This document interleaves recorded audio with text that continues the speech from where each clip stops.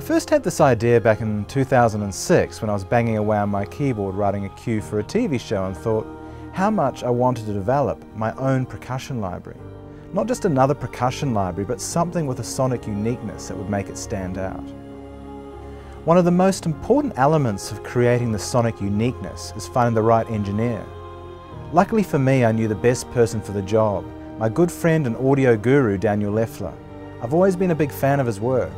He's had extensive industry experience working with the best, and I was excited at the possibilities. The philosophy behind Evolution's series is to create virtual instruments that sound amazing straight out of the box. Achieving this goal involves much the same processes as any music production I've been involved in the last 14 years. A lot of time is spent in pre-production before we go into the studio. We test our ideas and our theories to make sure we're going down the right path. The devil is always in the details.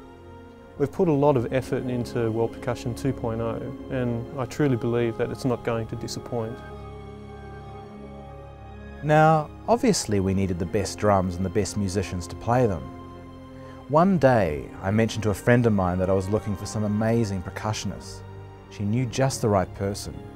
Initially, I thought we needed more than one musician due to the scope of the library. But it turns out I was wrong. One was all we needed.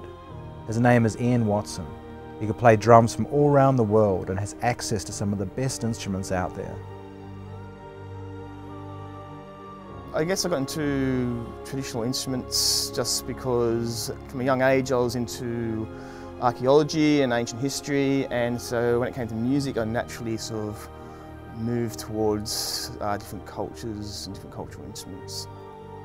So learning traditional music in Australia is one thing, but going to another country or a place of origin where that music is from is a completely different experience.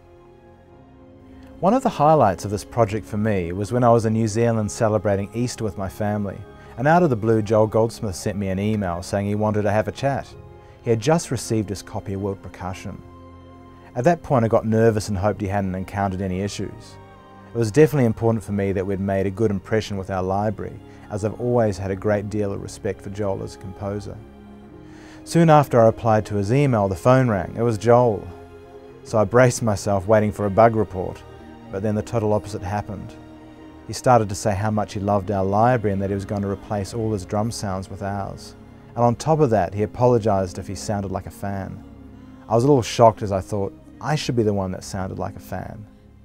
It was a realisation that we had created something pretty special and we could be proud of our achievement.